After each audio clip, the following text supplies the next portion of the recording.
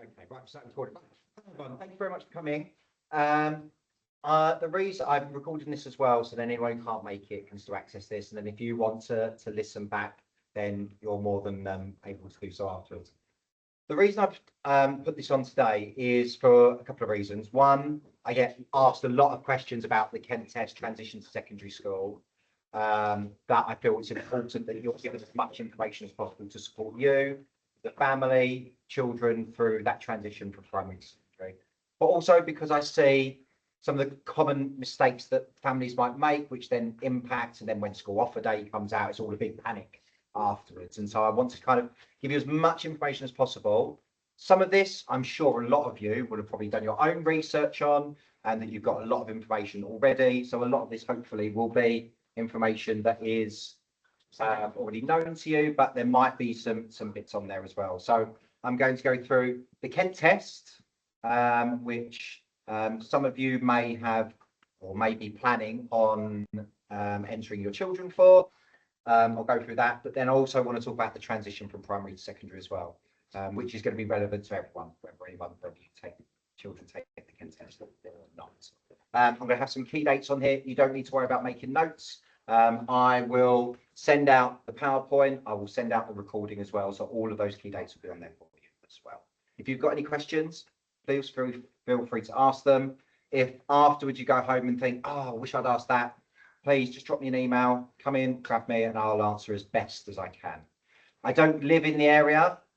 I'm Bexley Way, who've got their own selection test as well. But having worked in the area for several years and looking at the so on and so forth, I'm able to understand the process in terms of individual schools and what certain secondaries are best for. I may not be the best person to ask, but there are lots of people within our school community, whether parents or staff, who will be able to answer that maybe a little bit better than I can. So there we go. So what is the Kent Test? So the Kent Test is an examination used to assess whether your children are eligible to attend a grammar school in Kent.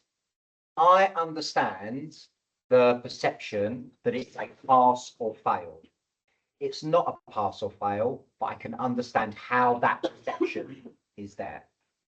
The whole purpose of the Kent Test, as well as any selection test, is to assign the best secondary school for your child for the next 5 to 7 years of their education, whether that be them eligible for a grammar school place or whether it is a comprehensive school place, a non-selective place.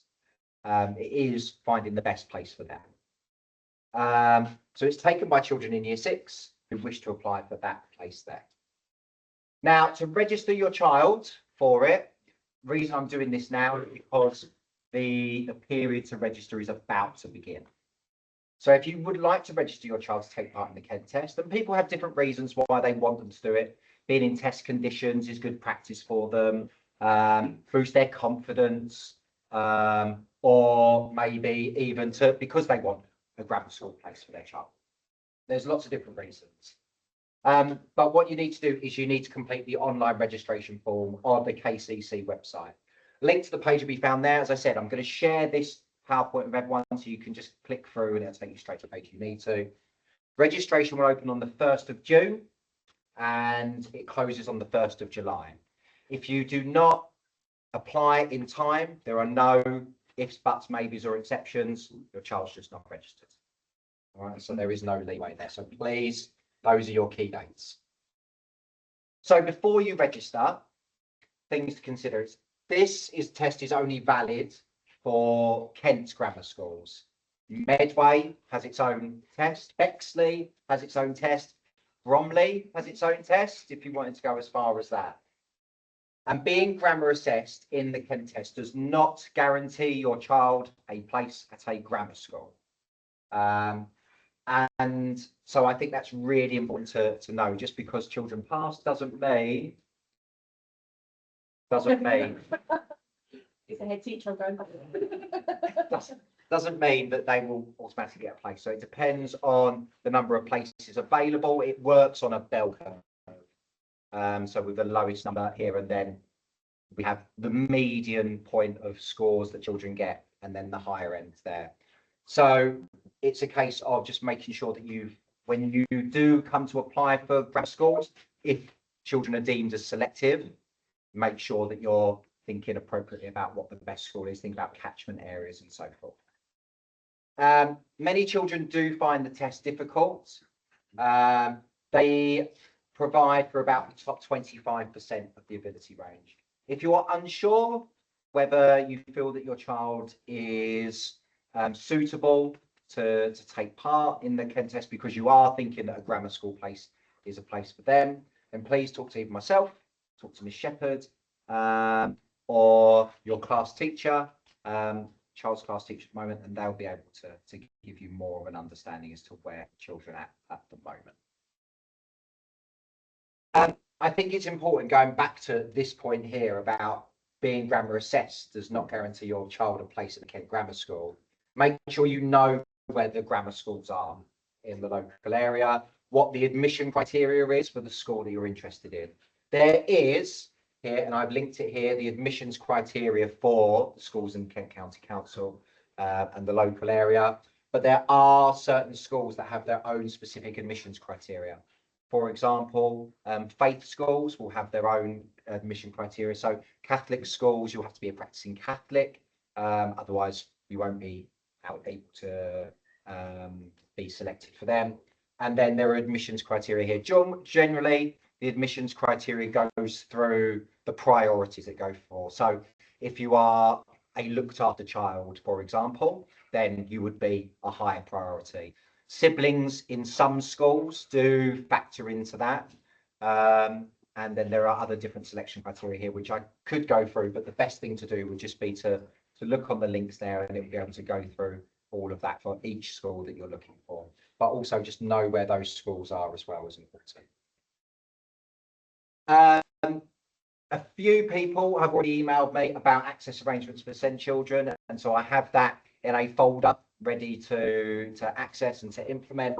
If your child has a special educational need that will affect their access to testing, then please make sure that you get in touch with myself and Miss Chetty. There has to be something in place. It has to be what their normal practice would generally look like.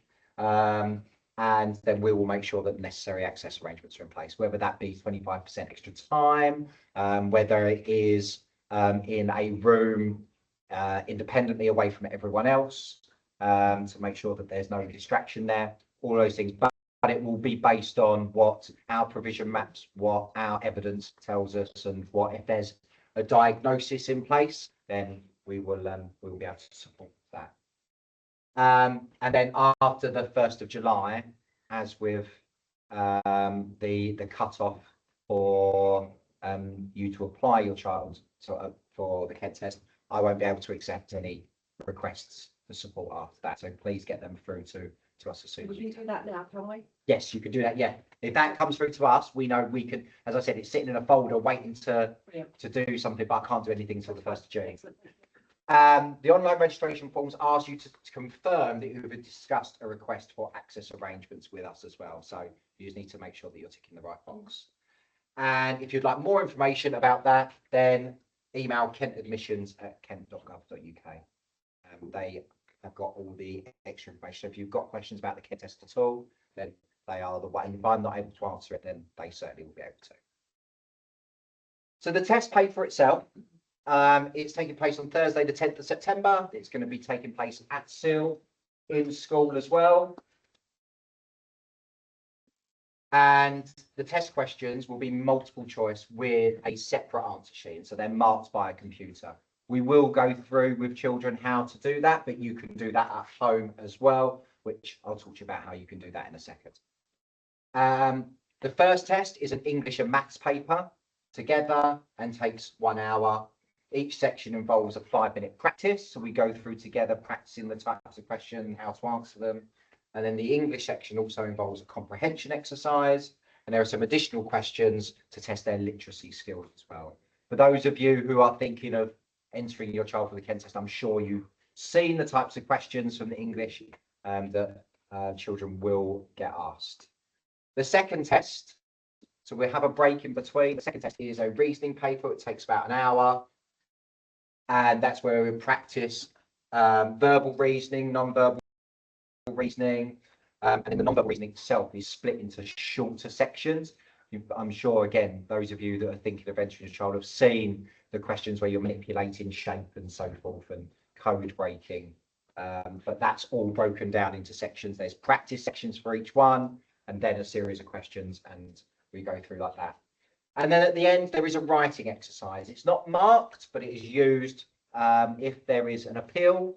It's used by local head teachers. So if a child maybe misses the expected score, I'll go through what that means in a second, by a couple of marks, and it goes to appeal as to whether they are deemed grammar selective or not. Then the writing will be used to determine whether their writing is of a high enough quality for it to be grammar assessed. So they will have 40 minutes to write. They'll be given a list of different writing tasks that they can choose from. They'll have 10 minutes planning time. They choose one, and then they'll complete their writing task then. So as I said, there is a familiarization paper. There's a link here to it which you can print off, and that will go through how to answer the question, the type of questions that children will be asked as well. This is produced by Kent, so I'd recommend doing that. We don't necessarily go through that in school, so it'd be something that you would need to print off at home and go through, but that will help children to understand how to answer each questions and what the expectation is there. There's also a range of free materials for the Kent test, and again, I've just put a link there for some materials that might help if you want to support your children over the summer with preparing them in the best way possible. Results day. So if you provide an email address when you register, your Kent test result will be emailed to you on Thursday, the 15th of October. Kent can only send the results to the email address used to register your child. If you don't provide an email address, then what will happen is your child's result will be posted to you on the day of results day. But if you haven't received it, you can ask me for the test scores the day after the scores go out. So don't come to me on the 15th of October and say, right, what's the score? Won't be able to tell you until the day after. All right, as much as I would love to, I'm not allowed to get in trouble. So what your child's score means. So your child will get 3 standardized scores. So there's a raw score, and that's how many marks they got out of, say, 50, for example. That's a raw score. And then that's turned into a standardized score, where 100 is the expected standard, and then anything above 100 is kind of your greater depth style that we'd be looking for. So you've got English, maths, reasoning, and then they'll get a total aggregate score. And that aggregate score is really important as well. What that standardization does is it ranks it, as I said, about a bell curve. So that standardized, so 100 being where most children have scored, and then you've got that top end of children. So that can fluctuate year on year, depending on how children have performed. If everyone's performed really well, that standardized score will go up. If children have performed really badly, then that standardized score will go down. So it fluctuates year on year. And it does say there as well. So there is a slight adjustment, I mean, an ever so slight adjustment for the youngest children. So they have a slight adjustment there, so they're not, there's not a disadvantage there for them. So if you're some child, summer born, you may get an extra couple of marks out of it. So to be offered a grammar school place, be assessed as grammar school potential, you need a total score. So that's English, maths and reasoning together, a total score of 332. No single score is able to be below 106. So if you've scored, I don't know, 120, 120 and 101, obviously that total score is going to be above 332. But because one of those scores is below 106, then it won't be deemed as grammar selective. It's a tough gig. And test scores range from 69 to 141. So the total standardized score for each of the papers is 141. So you can get 141 for each. And the highest possible score is 400, a standardized score of 423. So applying for a grammar school. So any grammar school that you apply for will consider your application, but it does not guarantee that your child will be offered a place. And I need to make that really clear. Grammar schools, as you can imagine, are often oversubscribed. As you can imagine, lots of children from out of borough, out of area, will probably want to take the selection test as well. It means that what oversubscribed means they receive more applications than there are available places. And so they use their admissions criteria. Which I said, please make sure that you go back and have a look at that criteria before applying to rank all that into priority order.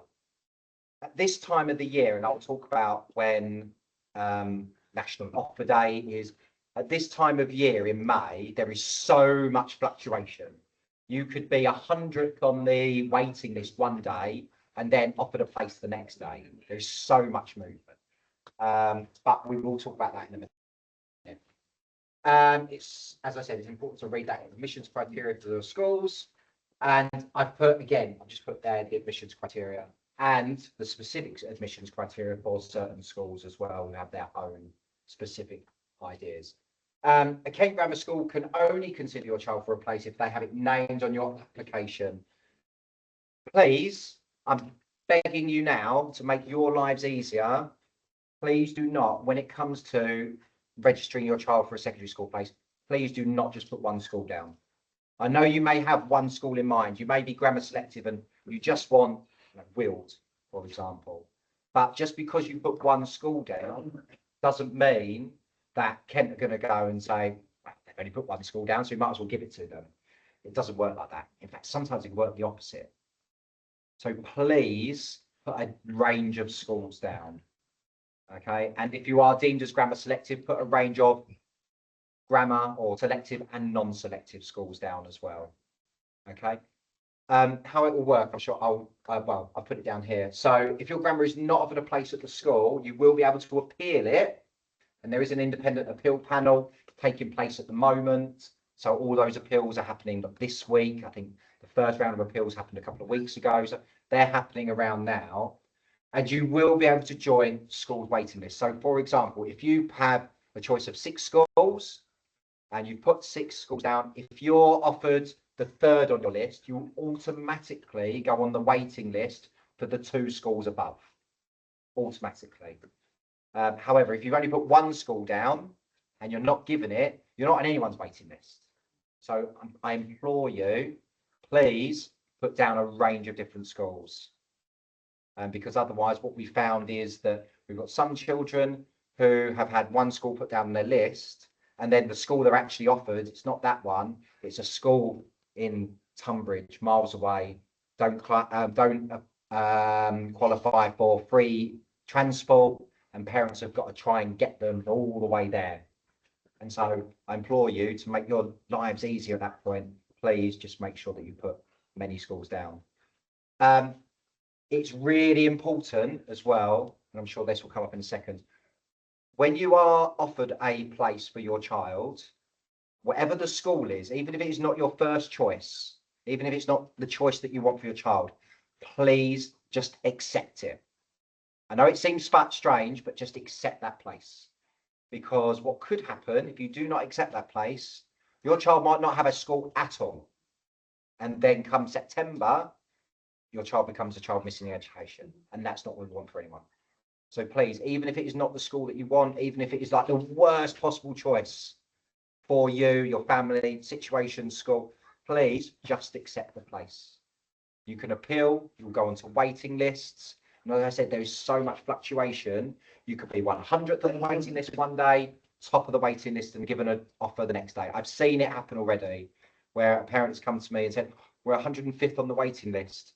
3 days later, they come to me and it's like, oh, they've just offered me. Like, please just make sure you accept it. If you take one thing away today, that message, please do take that.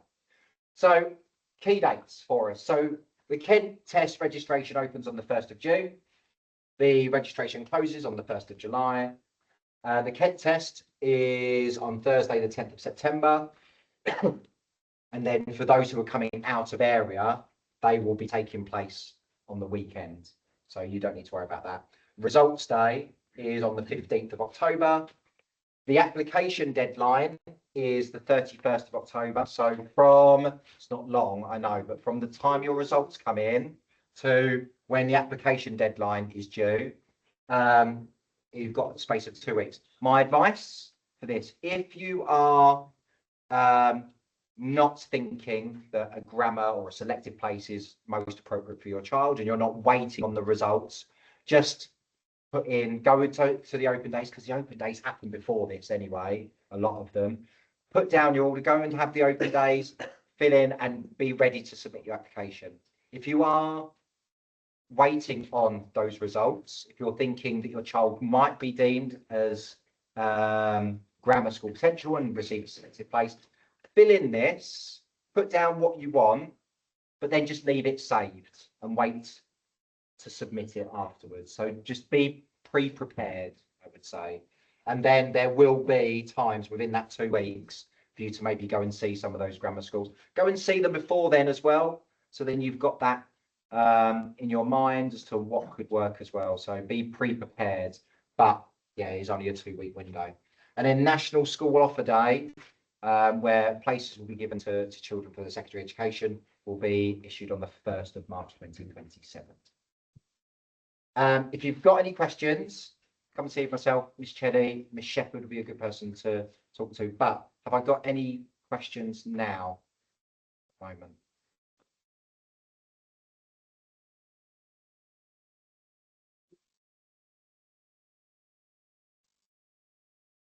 Are they? I'm not sure. No. So I've wheeled grammatic. I believe the wheeled one comes under.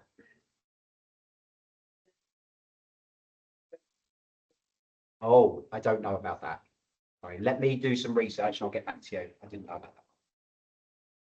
Has anyone else got any other questions? Hopefully I've answered as much as.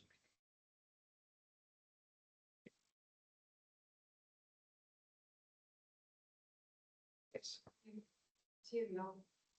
But probably it's online or something printed. Yes. If you're really struggling to print something off, drop me an email and I'll get something printed off. There are, yes.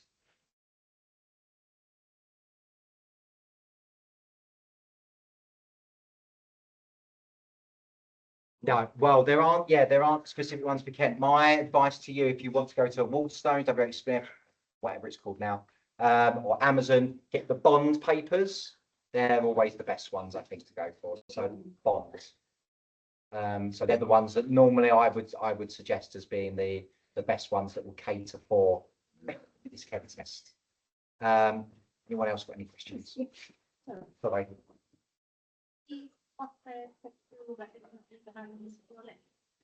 Potentially, but the more schools that you put on, so if you put all 6 on, it's highly unlikely. It does happen. If you put 6 schools that are way out of catchment area, or it depends where you are on that selection criteria for the schools. So it's very unlikely, but I can't say it doesn't happen because it does.